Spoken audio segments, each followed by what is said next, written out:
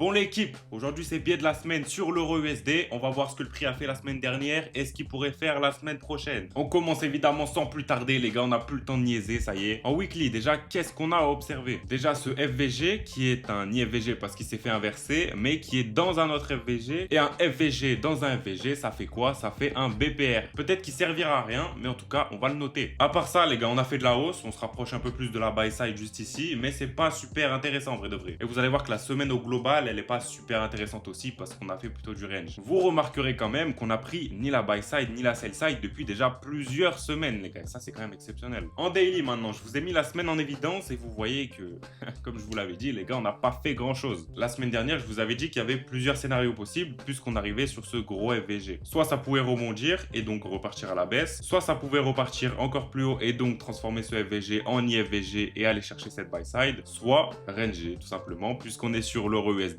et que ça range tout le temps. Et on a fait quoi? Eh ben on a range, voilà, ça n'a pas manqué, hein. C'est pas grave les gars, on perd quand même pas espoir. On espère que la semaine prochaine, elle va pas se passer de la même manière, qu'on va quand même soit aller chercher cette buy side, soit rebondir pour aller chercher cette sell side les gars. Mais il faut qu'il se passe du mouvement un petit peu. Donc en fait là, on est vraiment au cœur même de l'hésitation et c'est vraiment les prochains jours qui vont nous dire où le prix peut aller. On peut quand même aller voir ce que nous a fait le 4 heures. Le 4 heures, il a fini par une superbe bougie haussière ici qui a complètement cassé les derniers highs. Ça nous crée aussi un market shift juste ici. Mais sinon, il n'y a pas grand chose de plus à ajouter sur du 4 heures. Pour la semaine prochaine, on aurait quand même plus de chances d'aller à la hausse que d'aller à la baisse. Là, je vous le dis, on est en pleine hésitation sur ce FVG. Tant qu'on n'a pas passé ce FVG, les gars, ça va être compliqué. Là, franchement, ne prenez pas de risque et attendez juste d'avoir confirmation de quelque chose. Et si vous voulez prendre vraiment du risque, les gars, mesurez votre risque comme d'habitude. En tout cas, les gars, si l'analyse, elle vous a plu, on se retrouve dimanche prochain et pensez à vous abonner. Ça me fait extrêmement plaisir.